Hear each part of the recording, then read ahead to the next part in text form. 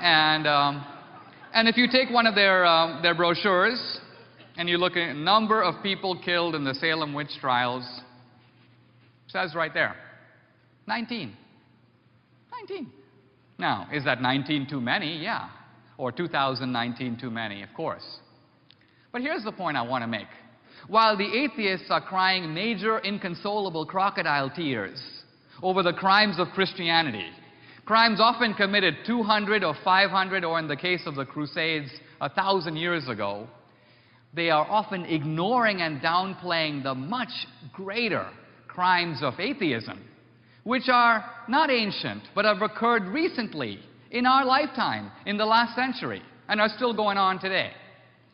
And people say, well, Dinesh, are you talking about like Stalin in Russia, or Mao in China, or the Nazi regime? And I say, well, yeah, but only in part. That's only the tip of the iceberg. It's true that those regimes alone, those three, in the space of about 7 decades, managed to kill close to 100 million people. That's true. But that doesn't even count a procession of dictators beginning with Lenin and continuing through Brezhnev and Andropov and Chernenko. It doesn't count Enver Hoxha, Kim Jong-il, Fidel Castro, Ceausescu, Pol Pot. You take a junior league atheist like Pol Pot. Most people don't even name him.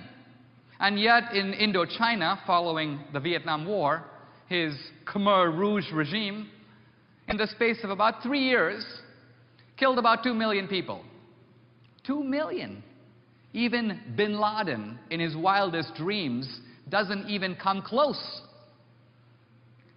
So who should parachute into the discussion at this moment but Richard Dawkins, author of The God Delusion, who cries out, wait a minute, we have to make a critical distinction.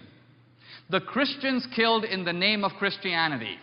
You might have had some tyrants who happened to be atheists, but they didn't kill in the name of atheism. Now, Dawkins is actually a noted biologist. And here I think you see the problem when the biologist is allowed to leave the lab. Why?